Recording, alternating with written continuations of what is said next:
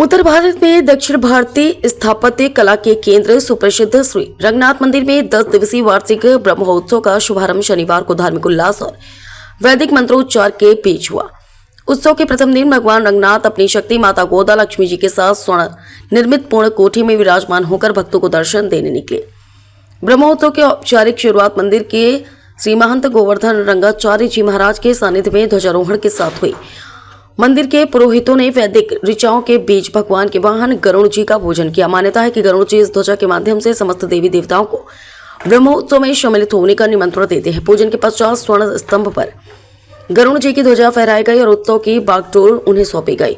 परंपरा के अनुसार मुख्य सवारी से पूर्व शुक्रवार को भगवान के सेनापति विश्वक्सेन जी ने चांदी की पालकी में सवार होकर मंदिर परिसर का भ्रमण किया। उन्होंने ब्रह्मोत्सव की व्यवस्थाओं का निरीक्षण किया, जिसके बाद गाजे बाजे और दक्षिण भारतीय वाद्य यंत्रों की मधुर ध्वनि के साथ भव्य शोभा यात्रा निकाली गई। स्वर्णपूर्ण कोठी में विराजमान होकर जब भगवान रंगनाथ मंदिर में से बाहर निकले तो पूरा मार्ग जय रंग मन्नार के उद्योग से गूंज उठा। हाथी घोड़े और बैंडबाजों के साथ यह सवारी मंदिर से बड़े बगीचा पहुंची।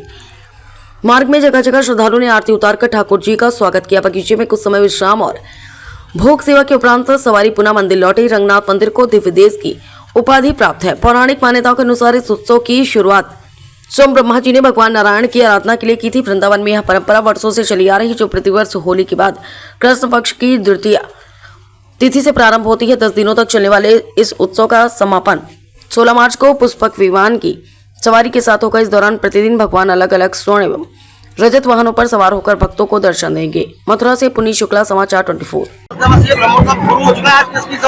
आज पूर्ण कोठी की सवारी है। भगवान पूर्ण कोठी पर विराजमान होकर के मंदिर से बगीचा तक जा रहे हैं और भगवान का आज पूर्णत्व प्राप्त होवे, इसलिए भगवान पूर्ण कोठी पर भक्तों को भी पूर्णता प्राप्त होवे। जीवन में किसी प्रकार की कोई भक्तों के जीवन में खालीपन न रहे, इसलिए भगवान पूर्ण कोठी पर विराजमान होकर के भक्तों को दर्शन दे रहे हैं।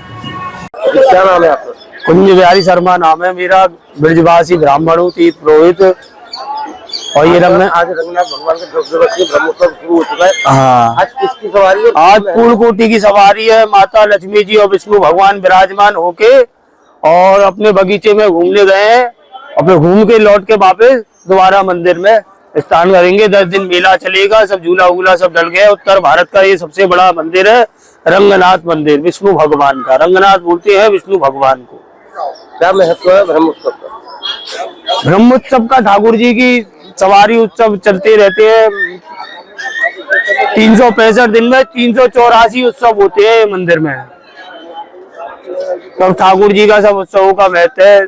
दक्षिण भारत की शैली के हिसाब से मंदिर के सब नियम कानून उसी के हिसाब से चलाए जाते हैं। इसमें ठाकुर जी अलग अलग, हाँ, 10 दिन में अलग अलग वाहनों पे, कभी गरुड़ जी पे, कभी हंस पे, कभी शेषनाग पे, कभी सिंह शार्दुल पे ठाकुर जी अलग अलग विराजमान होके भ्रमण करेंगे 10 दिन तक।